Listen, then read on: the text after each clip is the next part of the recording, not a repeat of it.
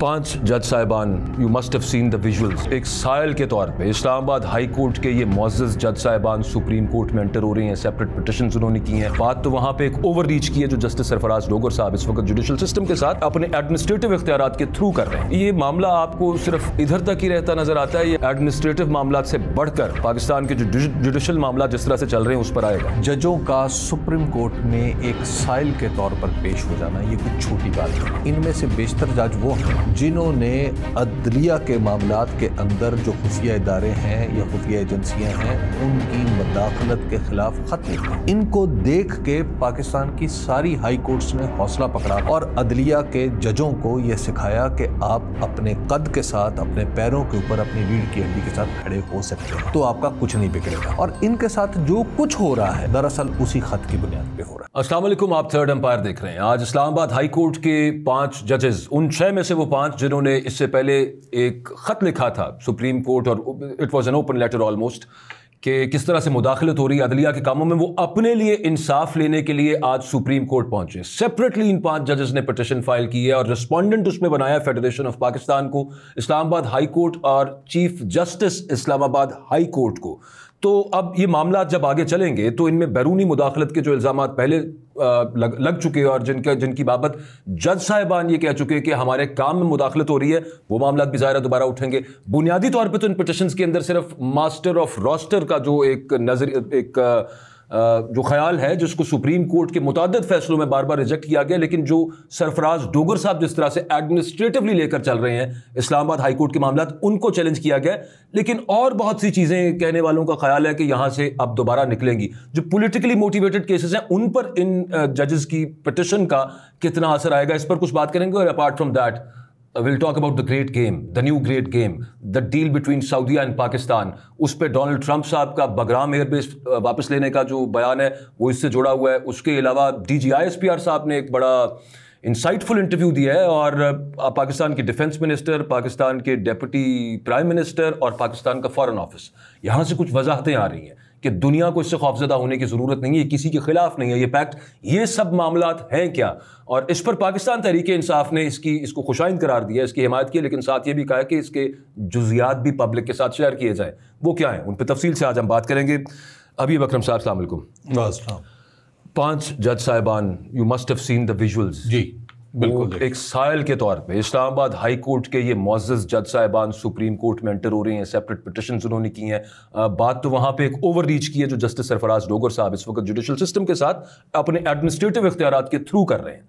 But ये मामला आपको सिर्फ इधर तक ही रहता नजर आता है या ये आगे बढ़ता, इसका स्कोप एडमिनिस्ट्रेटिव मामलात से बढ़कर पाकिस्तान के जो जुडिशल मामला जिस तरह से चल रहे हैं उस पर आएगा असर? आपको याद है एक तस्वीर थी जब एक चीफ जस्टिस थे साबिक पाकिस्तान के, जस्टिस इफ्तिखार मोहम्मद चौधरी साहब, कॉन्स्टिट्यूशन पकड़ गए। कॉन्स्टिट्यूशन जी, जो कॉन्स्टिट्यूशन पकड़ा हुआ है उन्होंने, जी उन्होंने कॉन्स्टिट्यूशन पकड़ा हुआ है और फिर उनके यहाँ से एक पुलिस वाले ने पकड़ा हुआ और वो उनको गाड़ी में डालने की मैं गलत रेफरेंस, हाँ ठीक याद आ गया। इस्लामाबाद पुलिस जी, इस्लामाबाद पुलिस ने उनको डालने की कोशिश कर रहे थे, उनके साथ वो कला जा रहे थे। देखिए, और उस वक्त वो फिर केस जो कुछ भी हुआ वो फिर हिस्ट्री है।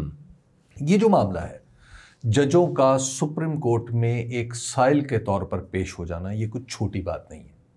और ये सारे इत्तफाक फिर आप देखें, इनमें से बेशतर जज वो हैं जिन्होंने अदलिया के मामलात के अंदर जो खुफिया इदारे हैं या खुफिया एजेंसियां हैं उनकी मदाखलत के खिलाफ खत लिखा, उसका पर्दा चाक किया और इनको देख के पाकिस्तान की सारी हाई कोर्ट्स ने हौसला पकड़ा। आपको याद है? बिल्कुल। खैबर पख्तूनख्वा ने कहा कि हाँ ऐसा होता है, वहाँ की हाई कोर्ट ने कहा, इवन लोअर जुडिशरी के जज, लोअर जुडिशरी के जज साहबान ने कहा, पंजाब यहाँ से लाहौर हाई कोर्ट के लोगों ने कहा। अब देखिए, जब ये वो लोग हैं जिन्होंने पाकिस्तान के अंदर अदलिया की खुद मुख्तारी को जिंदा करने की कोशिश की और अदलिया के जजों को यह सिखाया कि आप अपने कद के साथ, अपने पैरों के ऊपर, अपनी रीढ़ की हड्डी के साथ खड़े हो सकते हैं, तो आपका कुछ नहीं बिगड़ेगा। इन्होंने पाकिस्तान के माहौल में बहुत बड़ा रिस्क लिया था और इनके साथ जो कुछ हो रहा है दरअसल उसी खत की बुनियाद पे हो रहा है। बिल्कुल। अच्छा, जस्टिस सरफराज डोगर को क्यों लाया गया? اسلام آباد ہائی کورٹ میں. اس کی وجہ یہ ہے کہ جسٹس عامر کے جانے کے بعد ان میں سے ایک نے جج بن جانا, محسن اختر کیانی صاحب نے چیف جسٹس بننا تھا. ان کا راستہ روکا گیا. اس سے پہلے یہ آپ پورا دیکھیں نا, اس سے پہلے جسٹس منصور علی شاہ صاحب کا راستہ روکا گیا سپریم کورٹ میں 26ویں آئینی ترمیم کے ذریعے. تو یہ دراصل ایک پوری کوشش تھی کہ جو باضمیر لوگ ہیں, ایسے لوگ ہیں جو قانون کی حکمرانی پہ یقین رکھتے ہیں اور اس کے لیے سیدھا کھڑا ہونے پہ بھی یقین رکھتے ہیں, دراصل ان کو کسی بھی طریقے سے چیف جسٹس نہ بننا دیا جائے, اور اگر کوئی بن جائے تو پھر کورٹ کو کاٹ پیٹ کر کاٹ چھانٹ کر ایسے کر دیا جائے کہ وہ کوئی کسی قسم کا اختیار اس کے پاس رہے ہی نہ. 1 2 جسٹس سرفراز ڈوگر صاحب کے اوپر جو اعتراضات ہیں, ایک تو ان کی آمد ہی ماشاءاللہ وہ کیسے ہوئی, پھر ان کی سینیورٹی کا معاملہ وہ کیسے ہوا, فیسیلیٹیٹ کیسے کیا گیا, اور پھر ان کا ماشاءاللہ طرز عمل عدالت کا. اب وہ بھی سوالیہ نشان اس پہ کھڑے ہو گئے کہ ان کے اوپر ایک متعین الزام ایک وکیل نے لگایا ہوا. جی ٹھیک ہے نا, بلکہ اب تو 2 ہو گئے. جسٹس اپنے معاف کیجیے گا جہانگیر جدون صاحب, جو بیرسٹر جہانگیر جدون ہیں, انہوں نے ایک اور طرح کے مس کنڈکٹ کا الزام لگا دیا. اور بہت سارے وکلاء ان کے ساتھ ہیں, اور بہت سارے وکلاء ان کے ساتھ ہیں. تو وہاں پہ پھر آپ کر رہے ہیں, وہاں پہ دیکھیے کہ اب جو اس میں یہی جو کیس آپ نے دیکھا, یہ جو پی ٹی اے کے چیئرمین کو ہٹانے کا تھا, ایک جج صاحب نے ہٹایا, 2 جج صاحب نے اگلا بینچ بنایا, اس کو سیٹسفائی کیا. اچھا, اس کو سیٹسفائی کر دیا. اچھا یہ بتائیں کہ یہ کوئی جو پہلے جج صاحب تھے, اس میں بڑا نقطہ اٹھایا گیا اس میں کہ جو سنگل بینچ ہے اس کے خلاف اپیل کہاں جائے گی, وہ تو ہائی کورٹ کا بینچ ہوتا. ہاں جی. تو اس کو انفیریئر کورٹ بنا کے آپ نے اس کے خلاف اپیل منظور کر لی, کیسے؟ سپریم کورٹ جانا چاہیے تھا. اب وہاں پہ تو سپریم کورٹ جانا چاہیے تھا, یا انٹرا کورٹ اپیل ہوتی, تو انٹرا کورٹ اپیل میں تو وہ خود بیٹھتے ہیں جج صاحب, پھر بات ہوتی. تو آپ نے ان کو نکالا, 2 جج صاحب الگ سے لگائے اور اس کے بعد اس کو اپیل کے طور پہ منظور کر لیا. کیسے؟ پھر جس طریقے سے جسٹس سرفراز ڈوگر صاحب نے اپنی کورٹ کے اندر وہ جج صاحبان جو ایڈیشنل جج صاحبان ہیں ابھی, ان کی مدد سے جب آپ کورٹ چلانے کی کوشش کریں گے, تو کیا اس کا مطلب کیا ہے؟ اس کا مطلب یہ ہے کہ جو وہ جج صاحبان جن کے مستقبل کا تعین ابھی ہونا ہے اور وہ حکومت کے ہاتھ میں ہے یا چیف جسٹس کے ہاتھ میں ہے, یعنی چیف جسٹس اس میں کردار پلے کریں گے, تو آپ ان جج صاحبان کو اپنے ساتھ بٹھا رہے ہیں. آپ تو اس وقت 1 سال کے لیے جو ان کا ایڈیشنل پیریڈ ہوتا ہے, جو جسے آپ پروبیشن کہہ سکتے ہیں آپ زبان میں, اس میں تو جج صاحب تو باس ہوتے ہیں, کیونکہ وہ ان کی حیثیت ٹیکنیکلی ایکول ہوتی ہے, لیکن جج صاحب تو باس ہوتے ہیں, چیف جسٹس صاحب.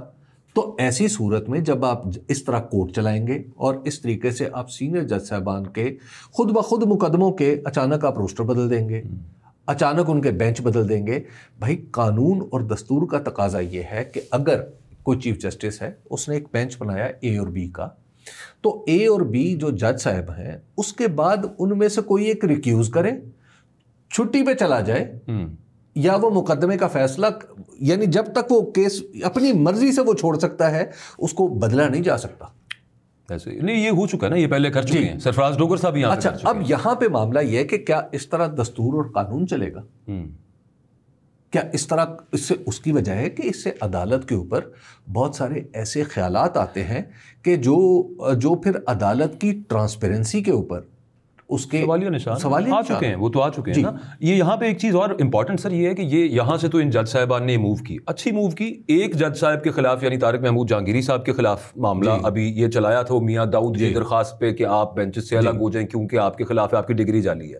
اس سے اگلا یہ آ رہے تھے بابر ستار صاحب کی طرف, آپ کی دوہری شہریت ہے. اس سے اگلا آ رہے تھے محسن اختر کیانی, سمن رفت اور باقی جو جج صاحبان ہیں. تو اس کو پری ایمپٹ کرتے ہوئے ایکچولی جو آن سلاٹ آنی ہے, اور اسی وجہ سے انہوں نے رسپونڈنٹ فیڈریشن آف پاکستان کو بھی رکھا ہے بیچ میں, یعنی ریاست پاکستان کو بھی رکھا ہے اس میں, اور پھر وہاں پہ ایگزیکٹو کی بات ہوگی کہ مداخلت کہاں سے جوڈیشری کے اندر ہوتی رہی ہے, اس کو پری ایمپٹ کرتے ہوئے کیا. But at the very same time وہ جو دوسری سائڈ ہے, بنیادی طور پہ جن کے خلاف یہ جج صاحبان سپریم کورٹ انصاف لینے گئے ہیں, آسمان قوت نافذہ جو ہے, انہوں نے کہاں پہ بج تو انہوں نے بھی نہیں کرنا. اب وہاں سے اب یہ ایک ہمیں آن سلاٹ ادھر سے بھی اور یہاں سے قانونی نظر آئے گی, اور پھر الٹیمیٹلی چونکہ 184(3) کے انڈر پٹیشن ہے تو یہ جائے گی تو آئینی بینچ کے سامنے. جی بالکل جائے. ہاں دیکھیے, ایک تو یہ بات سمجھیے کہ آپ نے قانون جو ہے نا, قانون غلط بن گیا, جب سپریم کورٹ میں جائے گا غلط فیصلہ کرتے ہیں, ٹھیک ہے نا, غلط فیصلہ ہوگا, کہیں رکے گا تو صحیح سلسلہ, کہیں رکے تو صحیح نا. آپ کہیں کہ جناب جسٹس سرفراز ڈوگر صاحب کے پاس بلینکٹ پاور ہے, یہ جب دل چاہے بینچ بنائے, جس کا دل چاہے بینچ بنائے, چاہے اس کا بھی بینچ بنا دیں جو بینچ میں ہے ہی نہیں, جو عدالت میں بھی نہیں ہے, یہ ان کو آپ اختیار دے دیں. پھر دیکھیے قانون تو جب آپ ایک راستہ بناتے ہیں تو پھر اس کے حساب سے چلے گا نا. ایبسلیوٹلی, تو بھائی آپ وہ کر دیں تاکہ پھر آئندہ ان کے بعد بھی تو ججوں نے آنا نا. یہ کون سے آخری جج ہیں, ان کے بعد بھی تو ججوں نے آنا ہے, اور ان ججوں کو بھی پتہ چل جائے گا کہ پاکستان کے اندر قانون و انصاف کیا ہے, دنیا کو بھی پتہ چلے گا کہ پاکستان کے اندر قانون و انصاف کیا ہے. اس کی وجہ یہ ہے کہ آپ ذرا دنیا میں, ہم کہتے ہیں نا انویسٹمنٹ, بھائی ایک بات مجھے بتائیں, ہم بڑی سی ایک انویسٹمنٹ آ جاتی ہے, ٹھیک ہے, اسے انویسٹمنٹ لانے والے کا ایک کیس اسلام آباد ہائی کورٹ میں چلا جاتا ہے, وہاں پہ ایک بینچ ہے, اچھا اس کو نظر آ رہا ہے کہ میں یہ اس بینچ میں تو میرا یہ فیصلہ میرے حق میں ہو رہا ہے, اچھا اچانک بینچ بدل جاتا ہے, کیا ہوگا؟ وہ کہے گا کہ بھائی جان معاف کر دیں مجھے, یہ $1 کروڑ جو ہے نا میں یہاں سے اٹھا رہا ہوں, جتنا بھی مجھے ہاتھ آتا میں لے کے نکلوں. سر دور کیا جانا ہے, ہم پیچھے چلے جاتے ہیں, آگے کیوں جانا ہے, پیچھے چلے جاتے ہیں. ملک ریاض صاحب ji, the project that he is launched in Dubai, ہاں وہ کل ہی ایک جگہ بیٹھے بات ہو رہی تھی, وہ اس کا میگنیٹیوڈ کتنا بڑا ہے, وہ بلینز آف ڈالرز ہیں جو یہاں سے چلے گئے ہیں, اور صرف اس وجہ سے کہ according to Malik Riaz he was being forced کہ وہ گواہی دیں کسی کے خلاف, جی عمران خان کے خلاف. جی بنیادی طور بالکل. تو اب آپ ذرا دیکھیں نا, اور یہاں پہ ہم اپنے ہی پاکستانی شہری کے خلاف اشتہار لگا رہے ہیں کہ خبردار کسی نے اس کے اندر انویسٹ کیا, یہاں کیا وہاں بھی کیا تو آپ ذمہ دار ہوں گے. اچھا اب آپ ذرا تصور کریں نا, تو جب آپ اس طرح کا سسٹم بنائیں گے جس طرح کا بن گیا ہے, تو پھر آپ کے یہاں انویسٹمنٹ تو نہیں آئے گی نا.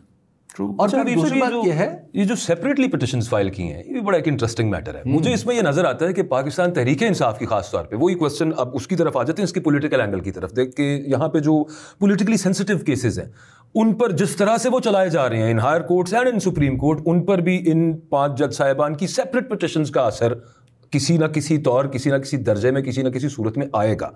اور وہ ایک تو اس کے اندر بڑا سادہ سا یہ ہے کہ بھائی آپ سب کا جو آرگیومنٹ ہے یا آپ سب جو پٹیشن لے کے آئے ہیں وہ تو ایک ہی طرح کی, کیوں نہ اس کو کلب کر لیں, تو پھر جو باقی ایک ہی طرح کے 75 کیس چل رہے ہیں ان کو کلب کیوں نہیں کرتے آپ؟ ہاں سوال اٹھے گا. جی وہ تو دیکھیے میرا خیال ہے وہ اس طرف تو نہ جائیں اس کو لے کے. اس کی وجہ یہ ہے کہ وہ جو پاکستان کے اندر جو کچھ ہو رہا ہے ان ججوں کے ساتھ بھی جو ہو رہا ہے, وہ اس وجہ سے نہیں ہو رہا کہ یہ جج صاحبان نے کوئی غلطیاں کی ہیں. ایکچولی مسئلہ یہ ہے کہ جو آدمی عمران خان کے ساتھ, جو بھی اگر آپ کہیں کہ عمران خان صاحب کے ساتھ دستور کے مطابق سلوک کریں, یا آپ صرف یہ کہیں کہ پاکستان کے اندر ہر شخص کے ساتھ دستور کے مطابق سلوک کریں, تو آپ پی ٹی آئی کے آج کل تو یوں ہی ہے. ہاں اچھا آپ کہیں کہ پاکستان کے اندر الیکشن فری اینڈ فیئر ہونا چاہیے, ٹائم پہ ہونا چاہیے, ٹائم پہ ہونا چاہیے, آپ کہیں گے وہ آپ پی ٹی آئی کے. جی اچھا آپ کہیں کہ جناب پاکستان کے اندر 26ویں ترمیم نے عدلیہ کو کمزور کر دیا ہے, آپ پی ٹی آئی کے. جی آپ کہیں کہ جسٹس منصور علی شاہ سینئر موسٹ جج تھے, پاکستان کی تاریخ, روایت اور قانون دستور کے مطابق انہیں چیف جسٹس ہونا چاہیے تھا, آپ پی ٹی آئی کے. انہوں نے جو خط لکھا ہے وہ بالکل ٹھیک لکھا ہے, آپ پی ٹی آئی, آپ پی ٹی آئی کے. اچھا اب ان جج صاحبان کے ساتھ یعنی جسٹس سمن رفعت امتیاز کے ساتھ کیا ہوا؟ ایک دن پہلے تک جیسے ہی انہوں نے وہ قبول کیا ہے ایمان مزاری صاحبہ کی درخواست, اس کے بعد آربیٹریریلی انہیں ہٹا دیا گیا ہے, اب پی ٹی آئی کے ہیں. جسٹس سرفراز ڈوگر صاحب نے ایک جج صاحبان کو, ایک جج اچانک پی ٹی اے کے, جس طرح پی ٹی اے والوں کو ریلیف دیا ہے, آپ پی ٹی آئی کے ہیں. بھائی یہ کیا پاکستان کے اندر بن گیا؟ الیکشن ایکٹ آپ کا کہتا ہے کہ آپ نے یہ قضیہ جو الیکشن ٹریبیونل آپ نے سالو کرنا ہے, وہ طارق محمود جہانگیری صاحب نے وہ کرنے کی کوشش کی, تو آپ پی ٹی آئی کے ہیں. اچھا اب مسئلہ یہ بن گیا کہ یہ پاکستان کے اندر نا ایک میکارتھیزم ہے. پاکستان یہ جو میکارتھیزم تھا نا, آپ کو یاد ہے نا اس وقت کیا ہو رہا تھا امریکہ میں 50s میں, کہ ہر بندے کو سوشلسٹ قرار دو اور اس کے اوپر چڑھ دوڑو, ایک وچ ہنٹ شروع کر دیا تھا. اب یہ ہے کہ آپ پاکستان کے اندر دستور کی بات کرو, قانون کی بات کرو, عدلیہ کی خود مختاری کی بات کرو, فری اینڈ فیئر الیکشن کی بات کرو, بنیادی انسانی حقوق کی بات کرو, پی ٹی آئی. حالانکہ مجھے ویسے یقین ہے یہ جج صاحبان نوئنگ جتنا ہلکا مطلب ہم جانتے نہیں یا کیانی صاحب کا پتا ہے, he doesn't have any love lost for PTI but for Constitution of Pakistan. But لیکن وہ PTI کیونکہ اب مسئلہ یہ ہے کہ اب آپ اگر یہ جو بات کر رہے ہیں, آپ کو لوگ, میں بڑے ذمہ دار لوگوں کے ساتھ میں آپ کو عرض کروں کہ یہ جو جس آدمی نے 209 کے بارے میں پورے پاکستان کو بتایا نا. ان کے اگر چند صحافی دیکھیں نا, ان میں سے ایک دو صحافیوں کو آپ بھی جانتے ہیں اور میں بھی جانتا ہوں. یہ ان لوگوں نے اس وقت بتایا تھا جب جسٹس افتخار چودھری کا معاملہ تھا, آرٹیکل 209, ٹھیک ہے, اور قاضی فائز عیسیٰ کے معاملے میں بھی پھر آرٹیکل 209 کا پتہ چلا کہ وہ کیا ہے جی, سپریم جوڈیشل کونسل ہی ہر فیصلہ کر سکتی ہے. آج وہی جرنلسٹ, وہی دانشور, وہ اس بات پہ خوشی منا رہے ہیں کہ جسٹس سرفراز ڈوگر کے ساتھ ایک جونیئر جج نے, جس کا ابھی فیصلہ ہونا ہے, یعنی ان کا مستقبل کا فیصلہ ہونا ہے, وہ بیٹھ کے ایک جج کو کام کرنے سے روک دیتے ہیں, رکھ لیں اپنا 209 آرٹیکل. اور قانونی زبان میں محض ایک آپ کو عرض کر دوں کہ جب آپ کسی چیز کے دستور کی شقوں کو آرٹیکل کیوں کہا جاتا ہے؟ اس لیے کہا جاتا ہے کہ دستور کی ہر شق ہر وقت کام کر رہی ہے. بالکل ٹھیک. آپ اس میں سے ایک شمع شوشہ بھی چھوڑیں گے تو آپ اس کا مطلب ہے کہ غیر دستوری ہو گئے. دستور کی کوئی شق ایسی نہیں ہے جو کسی بھی وقت آپریشن نہ ہو, اس وجہ سے اس کی شق کو آرٹیکل کہتے ہیں. اچھا, اسی سے ریلیٹڈ اب اس بات کو آگے لے آتے ہیں. پاکستان اور سعودیہ کے درمیان ایک ڈیفنس پیکٹ ہوا, اس کا ہمیں نہیں پتا, کسی کو بھی نہیں پتا اس کا, اس میں ایک ایمبیگوٹی ہے جو پتہ نہیں رکھی گئی ہے یا پھر وہ اتفاقاً اس کے اندر ہے, لیکن جسے دنیا دیکھ رہی ہے اور انٹرنیشنل میڈیا اس کو یوں کور کر رہا ہے کہ it is a deal between Saudi Arabia and nuclear armed Pakistan, meaning thereby employ کر رہے ہیں کہ کہیں یہ پاکستان کسی قسم کی نیوکلیئر ہیلپ تو نہیں دینے لگا, یہ کوئی ٹیکنالوجی ٹرانسفر یا پھر ایک نیوکلیئر کور, کچھ بھی یہ سعودیہ کے ساتھ یہ تو نہیں کرنے لگا. آپ اس پہ جب یہ پوچھتے ہیں کہ حضور والا ذرا تفصیل اس میں بتائیے, کیونکہ پاکستان کا مفاد, ہمارا پاکستان کا اس کے ساتھ ہی جڑا ہوا نا ہمارا مفاد, آپ پی ٹی آئی کے ہیں, آپ کو تکلیف ہو رہی ہے, آپ کو مسئلہ ہو رہا ہے. بھائی الحمدللہ پاکستان اور سعودیہ کے درمیان پہلے بھی یہی, آج جیسے خواجہ آصف نے بات کی, یہ کوئی نئی چیز نہیں ہے سچ. اب ان کو یہ یاد آیا کہ یہ نئی چیز تو نہیں ہے, جس پہ ہم نے کافی خوشی بھی منائی اور اچھی بات ہے, منانی چاہیے, لیکن اس کی جزیات ہیں کیا. ڈونلڈ ٹرمپ صاحب, اس کو میں چاہتا ہوں کہ آپ اس پہ ذرا انالائز اس کو کریں کہ خاص طور پہ DGISPR صاحب کا interview, because he represents the institution that matters the most in Pakistan. وہ جب یہ بات کر رہے ہیں کہ یہ ہماری تو یہ ڈیل تو ہے, لیکن یہ امریکہ کے ساتھ ہمارے تعلقات ہم نے بہتر کیے ہیں, جو پوائنٹ آف کنورجنس تھے ان کو بڑھایا اور جو ڈائیورجنسز ہیں ان کو ہم نے کم کیا ہے, کوٹ اینڈ کوٹ, یہ ان کے الفاظ ہیں. تو یہاں پہ امریکہ کے ساتھ آئدر اور تو نہیں ہے, سعودیہ کے ساتھ تو ایک اور طرح کا معاملہ ہے, یہاں پہ تو اپنا معاملہ ہے. دیکھیے وزیر دفاع کہہ رہے ہیں کہ کسی کو ڈرنے کی ضرورت نہیں ہے, ہم کسی کو threat as a policy Pakistan کے DGISPR کو اگر یہ بات کرنی تو یہ تو ایز اے پالیسی تو کرنا چاہیے, یہی کا بات کرنی چاہیے. پاکستان کے شاید پاکستان کی حکومت میں کوئی بھی شخص کسی بھی حیثیت ہے, اگر اس سے خارجہ پالیسی کے بارے میں کوئی بات ہو تو اسے یہی کہنا چاہیے کہ جناب ہم تو کسی ملک کے ساتھ بھی آئدر اور کے معاملے میں نہیں پڑتے. لیکن مسئلہ یہ ہے کہ یہ جو آئدر اور کا پرابلم ہے نا, یہ جو آئدر اور ہے, یہ دنیا میں چند ملک افورڈ کرتے ہیں, پاکستان ان میں سے نہیں. ٹھیک ہے نا, آپ پاکستان کہنا ایک بات ہے, ٹھیک ہے نا, کہ پاکستان کہے کہ آئدر دس, ہم تو آئدر اور میں نہیں پڑھتے, ہمارے ساتھ جس نے ریلیشن رکھنے ہیں الگ الگ رکھے, ان کو دوسروں سے جوڑیں. پرائم ایگزامپل ابھی تازہ انڈیا ہے جی, جس نے ملٹی الائنمنٹ کی کوشش کی اور امریکہ نے پھر کیا کیا. اچھا, اس لیے پاکستان جو ہے نا ان ملکوں میں سے نہیں ہے. یہ امریکہ کے اندر سکت ہے کہ وہ بیک وقت سعودی عرب اور اسرائیل کے ساتھ تعلق رکھ سکتا ہے. چین میں ہے, ٹھیک ہے, یہ چین میں ہے, ایون سعودیہ میں بھی ہو سکتی ہے. اچھا نہیں, سعودیہ میں بھی نہیں, ابھی تک سعودیہ میں بھی نہیں. آپ سعودیہ نے روس کے ساتھ کبھی تعلقات رکھنے کی کوشش کی, ٹھیک, انہوں نے چائنا کے ساتھ بڑے محدود سے تعلقات رکھے ہوئے ہیں, ٹھیک ہے. اچھا, انڈیا میں یہ سکت آج تک نہیں پیدا ہو سکی. تو ایک ہے بات اصولی, تو اصول کی حد تک تو یہ بات ٹھیک ہے. اب اس کو کر لیں جب آپ عملی سطح پہ عملی سیاست میں لے کے آتے ہیں تو اکبر پھر ہمیں ریالٹی کو دیکھنا ہے نا, جو ورلڈ ریالٹی. تو ایک تو یہ آئدر اور والی بات میں آئی گیس کہ میں نے جتنی جو مجھے آتی واضح ہو گئی. جہاں تک وہ معاملہ ہے نا سعودی عرب کے ساتھ, دیکھیے سعودی عرب کے ساتھ پاکستان کا جو یہ معاہدہ ہے نا کہ اگر ایک پہ حملہ دونوں پہ حملہ تصور کیا جائے گا, یہ پاکستان کی خارجہ پالیسی میں چھلانگ ہے. نہیں, پہلے بھی یہی نہیں تھا. نہیں تھا, ٹھیک ہے نا, تھا. یہ ایک بہت بڑی چھلانگ ہے. دیکھیے جب آپ پہلے ایک تھی ان ریٹن چیز کو جب آپ کوڈیفائی کر دیتے ہیں, ٹھیک, تو اس کی اہمیت اور ہو جاتی ہے. بالکل ٹھیک, ٹھیک ہے نا. پہلے آپ نے کہا ہوا تھا کہ ہاں آپس میں ٹھیک ہے, ہم دوست ہیں, بھائی ہیں, لیکن جب آپ اس کو ملٹری ٹرمز میں بات کرتے ہیں نا, اور پھر آپ کے جب سائن ایسے موقع پہ ہو رہے ہو کہ ایک طرف ولی عہد ہوں, ایک طرف وزیر اعظم پاکستان کے ہوں, ان کے پیچھے پاکستان کے مسلح افواج کے سربراہ کھڑے ہوں, ان کی افواج کے لوگ کھڑے ہوں, ان کے وزیر دفاع کھڑے ہوں, تو پھر اس کا مطلب کچھ اور ہے. اس کا مطلب اب خالصتاً ملٹری ٹرمز میں. اب جب پاکستان کی فوجی قوت کا جب آپ اندازہ کرتے ہیں تو اس میں جو نیوکلیئر ہے وہ ہمارا حصہ ہے نا, اس فوجی قوت کا جو میٹرکس ہے اس میں ہے نا بھائی. جس طرح ہمارے جہاز ہیں, بحری جہاز ہیں, اسی طرح ہمارے پاس نیوکلیئر بھی ہے. ٹھیک ہے نا. اب یہاں پہ دنیا جب دیکھتی ہے تو دنیا نے کچھ چیزیں کلیئرلی سٹیٹ کر دی ہوئی ہیں کہ جناب جو بھی نیوکلیئر ملک ہے اسے یہ کرنا ہے. ٹھیک ہے. اچھا, کچھ چیزیں انڈکلیئرڈ ہیں. وہ کیا ہے؟ آپ نے پرولیفریشن نہیں کرنی. دوسرے کو آپ نے, آپ کے پاس یہ آ گیا اور پاکستان کے اوپر پرولیفریشن کا الزام لگ چکا, پہلے لگ چکا ہے, بالکل لگ چکا. ٹھیک ہے نا, ڈاکٹر عبدالقدیر خان کے دور. اس کے بعد دوسرا یہ ہے کہ آپ نے اپنا ہتھیار اپنے ڈیفنس کے لیے رکھنا ہے, دوسرے ملک میں نہیں جانا. اچھا, اب جو دنیا میں ہمارے مخالف جتنے بھی, مسلم بام تو ویسے بہت کھٹک رہا ہے اور ہمیشہ سے سنس ڈے ون دنیا کو کھٹک رہا ہے. اور دنیا کو پاکستان نے بار بار بتایا ہے کہ یہ پاکستان کا بم ہے, یہ مسلم بم نہیں ہے, یہ مذہب کی بنیاد پہ نہیں چلے گا, نہ اس کی بنیاد پہ چلانے کا کچھ سوچے گا. اچھا, اب جو ہمارے دشمن ہیں, ایک دور میں, معذرت میں آپ صرف ایڈ اس میں کر دوں, ایک دور میں ہمارے کمانڈ اینڈ کنٹرول سسٹم پہ بھی بڑے سیریس کوسچن شروع کر دی تھی دنیا نے. پھر اس کے بعد وہ تسلی دلائی اور بتایا کہ باقی یہ سیف ہینڈز میں, جب وار آن ٹیرر والا معاملہ. بالکل.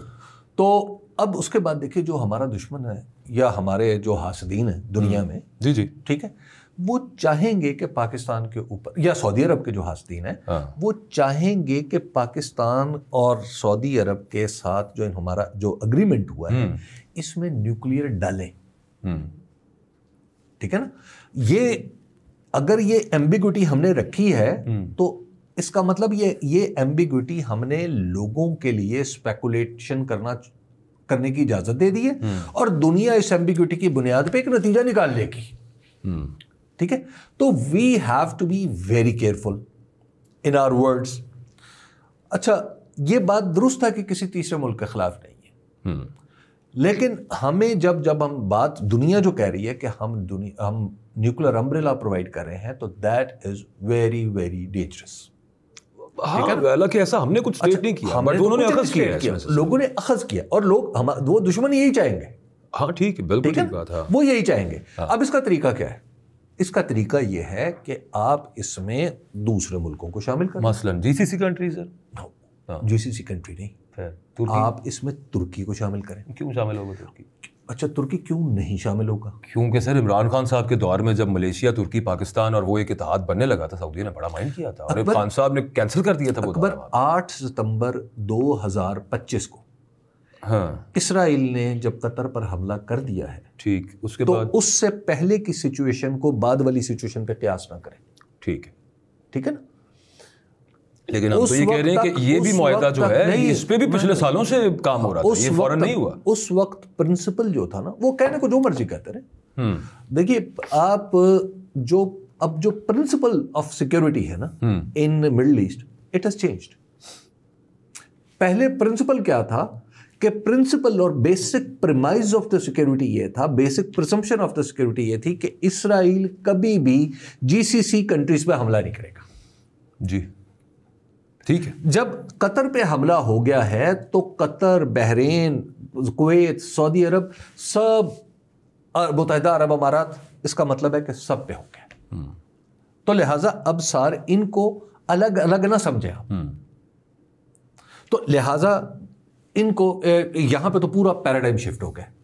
یہ سابقہ پیراڈائم تھا جس میں OIC یا اسلامک ورلڈ کی جو سیادت تھی وہ سعودی عرب کے پاس. چلے لیٹس موو, اسی کو تھوڑا سا آگے ذرا جلدی کر لیں. وہ یہ کہ ٹرکی والا جو آپ, یا ملیشیا ہو گیا اس کے اندر, will they enter into this pact now? Definitely they will. اچھا, اس کی وجہ یہ ہے کہ اسرائیل کے انٹرسٹ ہیں شام میں, اب معاف کیجیے گا ترکی کے, بلکہ ترکی نے جو شام کی موجودہ گورنمنٹ کے آنے میں بھی بڑا اہم کردار ادا کیا ہے, اور پھر اسی گورنمنٹ کو سعودی عرب نے بھی اوکے کیا ہے. تو گویا ایک وہ جو پوائنٹ آف کنورجنس ہے وہ آلریڈی موجود ہے اس خطے کے بارے میں, ترکی اور سعودی عرب. اچھا, ایک رائے دنیا میں یہ بھی ہے اس وقت جو کہ زیادہ پاپولر نہیں ہے, اور وہ تھوڑی کنسپریسی تھیوری کو والی وہ سوچ ہے, اپروچ, سازشی مفروضہ ایک, کہ یہ اس سے آگے چل کے آپ دیکھیں گے وہ جو دوبارہ پہلے بات ہو رہی تھی ابراہم اکارڈز والی اور نارملائزیشن آف ٹائز ود اسرائیل والی، یہ اس کی طرف ایک قدم ہے؟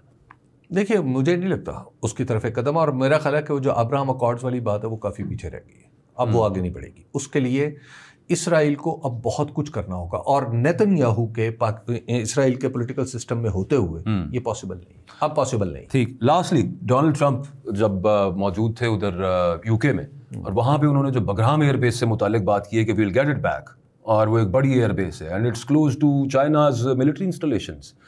ہم نے یہاں پہ ڈی جے آئسپیئر صاحب سے بھی پوچھا گیا، انہوں نے پھر اگین انہوں نے وہی کہا، انہوں نے کہا کہ چائنا سے ہمارے بالکل اپنا علیحدہ اسٹریٹجک تعلقات ہیں، امریکہ صاحب سے تعلقات ہم بہتر کر رہے ہیں اور مضبوط اور گہرے ہو رہے ہیں. اینڈ وی وانٹ کہ امریکہ بہت امپورٹنٹ ملک ہے، انڈیا پاکستان کے جو مسائل ہیں ان کو حل کرنے کے لیے یہاں پہ اس خطے کے مسائل کو حل کرے. بٹ ہاؤ ٹو بیلنس، وہ سیدھی سیدھی دھمکی ہے چین کو ڈونلڈ ٹرمپ کی. یہاں سے چین ہمارا اسٹریٹجک پارٹنر بھی ہے، یہ جو انڈیا کے ساتھ جنگ ہوئی ہے اس میں بڑا امپورٹنٹ رول ہے. ہارڈ ویئر ہمارے پاس چین کا تھا، سنا ہے کہ سیٹلائٹ انہوں نے ہمیں دی ہوئی تھی اپروچ ان کی.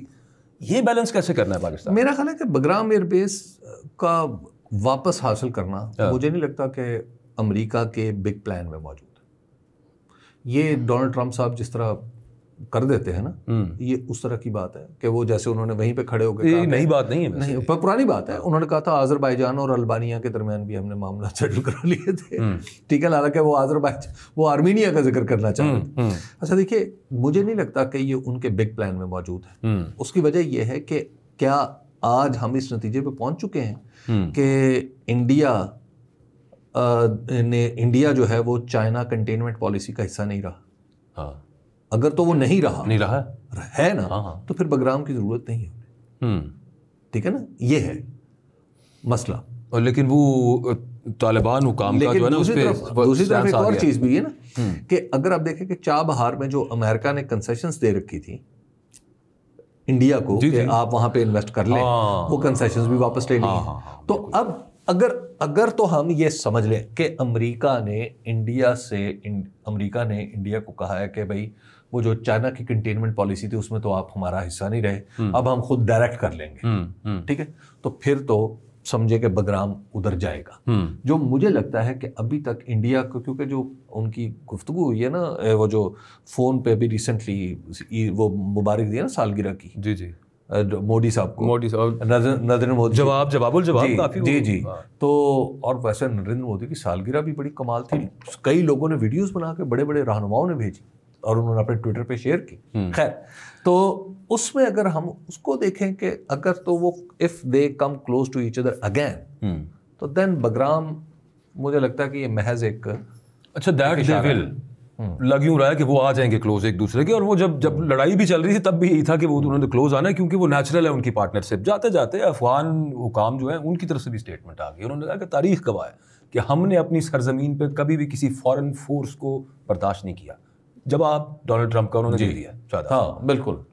تو یہ بھی انہوں نے واضح کر دیا کیونکہ وہاں پہ اب بگرام میں آنیسٹلی مجھے بالکل سمجھ نہیں آتی، کیونکہ جو اس وقت امریکہ نے جو ریسنٹلی جو انہوں نے اپنا جسے کہتے ہیں نا جو مظاہرہ کیا نا طاقت کا، سر آپ نے امریکہ سے جہاز اڑائے سر، لیکن چین کی وہاں پہ جو انگریسز ہیں، جو وہاں پہ انویسٹمنٹس ہیں، اور سینٹرل ایشیا کو بھی آپ پھر ساتھ ذہن میں رکھیے، ان کو کنٹرول اور کنٹین کرنے کے لیے چائنا اینڈ رشیا کو کوئی پتہ نہیں امریکہ بادل کر یہاں پہ گھس ہے. جی وہ اس کے اب گھسنے کے لیے بڑا ٹائم چاہیے. اب وہ انہوں نے بہت کوشش کی ہے پچھلے کچھ عرصے میں کہ سینٹرل ایشیا میں وہ آ پائیں، لیکن امریکہ کے اندر ہی اس طرح کے حالات پیدا ہو گئے ہیں اب کہ اب ڈونلڈ ٹرمپ صاحب کے پاس جو فیصلہ کرنے کی صلاحیتیں ہیں وہ کم ہوتی چلی جا رہی ہیں. کیونکہ ابھی جو ان کے جو تازہ نمبرز آئے ہیں which is very serious in American politics کہ ممدان زارانی جو ہے وہ نیو یارک میں اوپر کی طرف جا رہے ہیں اور ان کی اپروول ریٹنگ 40 سے بھی نیچے چلی گئی ہے. اور ابھی پھر 2026 میں جب مڈ ٹرم الیکشن آنے ہیں تو دیر از اندر سچویشن. تو اس میں مجھے نہیں لگتا کہ اب ڈونلڈ ٹرمپ صاحب اتنا بڑا کوئی فیصلہ کر پائیں گے. وہ زیادہ سے زیادہ اگر کر پائیں گے تو انڈیا کے ساتھ اگر ریوائیو کر لیں تو کر لیں. یہ جو بس وہ جاتے جاتے لاسٹ صرف وہ میں پڑھ رہا تھا، کسی نے ایک بات کی، اس نے کہا کہ یہ گریٹ گیم، یہ تو میں کہہ رہا ہوں کہ پاکستان اگر ایک بڑے ڈیفنس پیکٹ کی طرف جا رہا ہے، ابھی صرف 2 ممالک کے درمیان میں، اس میں جیسے آپ کہہ رہے ہیں 2-3 اور بڑی پاورز اس کے اندر انٹر ہو جائیں، اور پاکستان کی اچانک ملیٹریلی اور پولیٹیکلی اور ریجنلی جو امپورٹنس ہے وہ یہاں سے یہاں آ گئی ہے، لیکن حکومت جعلی ہے. دیکھیے یہ جو کچھ بھی میں آپ کو عرض کر رہا ہوں نا، یہ اس وقت تک ہوگا ہی نہیں جب تک آپ کی انٹرنل سٹیبلٹی نہیں آئے گی. اس کی وجہ کہ جب آپ سیکیورٹی گارنٹی دیتے ہیں تو اپنی انٹرنل سٹیبلٹی کی بھی گارنٹی دینی ہوتی ہے. دنیا آپ کی پھر گارنٹی کو مانے گی کیسے؟ اللہ تعالیٰ پاکستان. دوسرا اس میں ایک بات آپ ذہن میں رکھیں کہ ابھی یہ جو معاہدہ ہے یہ حکومتی سطح پہ ہے. پاکستان کی ایک پریکٹس ہے کہ جب آپ نے اس طرح کا معاہدہ کرنا ہے تو ابھی اس نے کیبنٹ کے سامنے آنا ہے، چاہے وہ خفیہ ہی رکھا جائے، اس کی ریٹیفیکیشن ہونی ہے. اس میں آپ کو لوگوں کو بتانا پڑے گا. اچھا، اور اگر اس کی ریٹیفیکیشن نہیں ہوگی تو یہ معاہدہ سر پتہ نہیں کیسے، میں جاتے جاتے میں ہی کہوں گا کہ نہ سی پیک وہ جی چائنا کو پسند نہیں ہے. امریکہ میں کیا بات چیت ہوئی ہے پتہ نہیں جی، کیا بات ہوئی ہے، ملکی مفاد تو ہمیں پتہ ہے. سعودیہ کتنے آنا ہے سر، کسی نے کیبنٹ میں دسنا ہے.